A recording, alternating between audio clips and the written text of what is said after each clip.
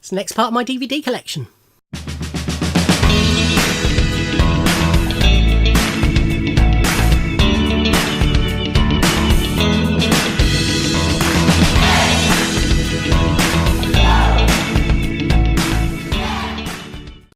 Hoi hoi everybody, and welcome to the next part of my DVD collection viewing. Still on my second shelf. Let's carry straight on. This is Birthday Girl, which is a British film starring Nicole Kidman and Ben Chaplin, who was just coming off Game On. It's also got Vincent Cassel and Maciej Kasowitz in it, and in smaller parts it's got All the League of Gentlemen. It's a good fun film. Ben Chaplin orders a Russian mail-order bride who turns out to be Nicole Kidman, and then her cousins turn up, and it's, you know, sort of a mafia, sort of Russian mafia type family. But yeah, it's a good film. This is the director's cut of Daredevil. This is the Ben Affleck starring film from whenever it was, 2004. I really like this film. I know it's much maligned, but I really enjoy it. I like Ben anyway. Jennifer Garner as Elektra is good. Colin Farrell as Bullseye. His name's gone from my head. Michael Clarke Duncan as Kingpin. It's got Jon Favreau, Joe Pantalone, Kevin Smith's in it. I really enjoy it. This is the extended director's cut, which is probably better than the original release, but I've got that here somewhere as well. But yeah, Daredevil. This is the first Airplane. I showed part 2 in an earlier video. Airplane is just one of the greatest comedy films ever made. Simple as. This is Austin Powers in Goldmember, which is the third of the Austin Powers films. It was panned slightly when it came out, but I really enjoyed it. And it's got, you know, the usual cast plus Michael Caine and Beyonce. But yeah, as I say, I really enjoyed it. Goldmember. This is the second one, Spy Shag Me. I showed the first one in an earlier video. This is a US release. The first 2 films came out on DVD before they did over here in the States. So yes, this is Spy Shag Me, the second film, which is almost as good as the first. Got the lovely Heather Graham in as well. And Liz Hurley as well is in it. Yeah. I'm sure you're all familiar with the Austin Powers films and how good they are. This is Michael Moore's Bowling for Columbine. This is the documentary he made following the Columbine shootings. And it's, you know, why it's blamed on certain things, but not the fact that they had access to guns in the first place. And it's all about the gun culture in America, etc. Really good documentary. Michael Moore can be a divisive character, but he knows how to make an entertaining documentary.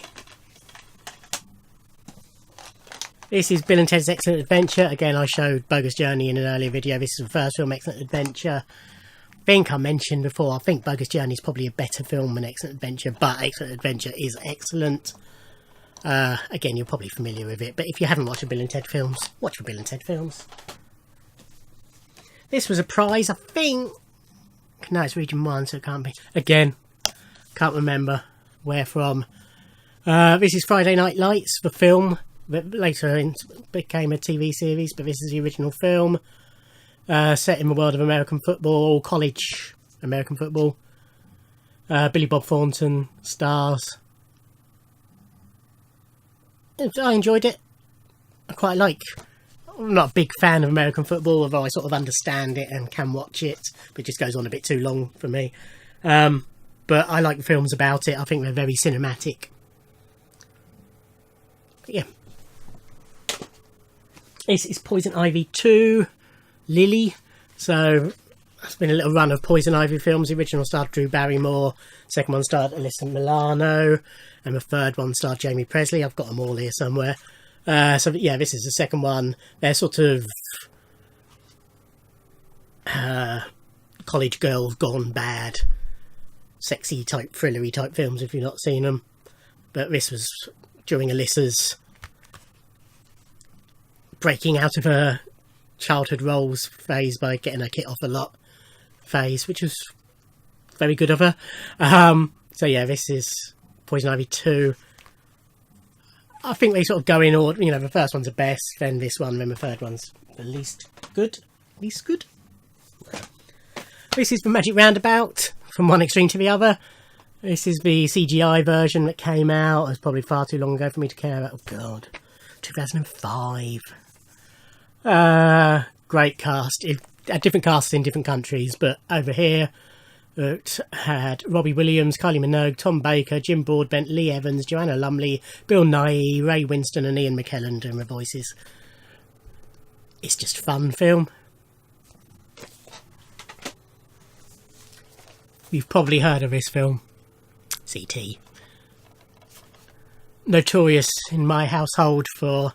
Our next door neighbours took us to see this in 1982. We went to the cinema in Fareham, which was... might be the Apollo, but don't quote me.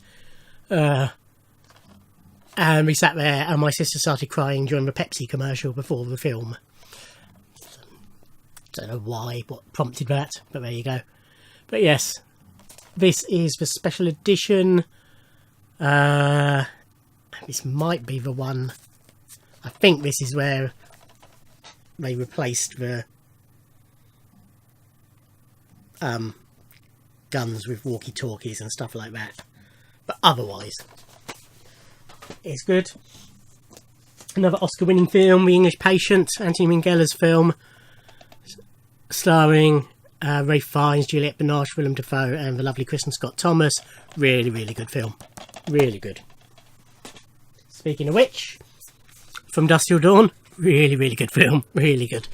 Written by Quentin Tarantino, directed by Robert Rodriguez, starring Quentin with Harvey Keitel, George Clooney, Juliette Lewis, Cheech Marin, Fred Williamson and Salma Hayek.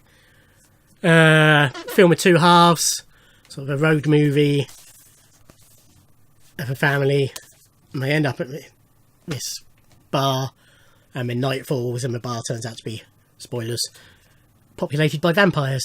Yeah, really good film. This is about a boy, British rom-com, written by Nick Hornby, same production team as Bridget Jones, and it's directed by Chris Weiss and Paul Weiss, who did the American Pie, the original American Pie film. Hugh Grant in full-on Hugh Grant mode plays a songwriter who... No, he's not even a songwriter, he's the son of a songwriter who lives off the royalties of this. I think it's a Christmas song, so he gets loads of money every year from it. He's 38, never been in a proper relationship, etc. Meets a young boy. They become friends. Young boy's played by young Nicholas Hoult. You're probably familiar with it, it's on telly all the time. But yeah, really good cast. Rachel Weisz, Toni Collette, young Nat Tena. Yeah, really good. Speaking of a young Nat Tena, a slightly older Nat Tena, is in Mrs. Henderson Presents as one of the Showgirls. This is one of my favourite films ever. True story based on the Windmill Theatre in London, which is run by Judi Dench following the death of her husband. And it comes to wartime and we're trying to get the punters in, so they do nude tableaus. Bob Hoskins, Will Young, Kaylee Riley, Nat Tena, Rosalind Halstead, Anna Brewstead, Sarah Soleimani, Thelma Barlow. Really, really good film. And they made a musical of it. I went to see the musical of that. It was really good as well. This is Ripley's Game. So this is a film based on the Tom Ripley books, you know, the Talented Mr. Ripley and what have you. This is John Malkovich plays Tom Ripley in this one. Dougray Scott's in it as is, and the reason I got it, I'm just checking. I think yeah, Lena Headey. Yeah, it's a good little thriller. Nothing wow, but a good little thriller. This is Another Day in Paradise. This is a film directed by Larry Clark, probably most famous for kids, or should I say most notorious even for kids. I do like Larry Clark's films. I like the way he films them. He gets good performances out of young actors. In the case of this, it's Vincent Carfesia, who went on to be in Angel, and Natasha Gregson Wagner. And it also stars Melanie Griffith and James Woods. Drug addicts, crime, that sort of film. This is Steven Spielberg's version of War of the Worlds, starring Tom Cruise. You're probably familiar with it. I really enjoyed it. I'm subject to... Hold on, I'm having a collapse here. Hold on. Losing me piles. Bear with. Stay. Speaking of Tom Cruise, this is All the Right Moves. This is an early film for him. Another film set in the world of American football, college American football. Really good film. Leah Thompson's in it as his girlfriend, who is just gorgeous.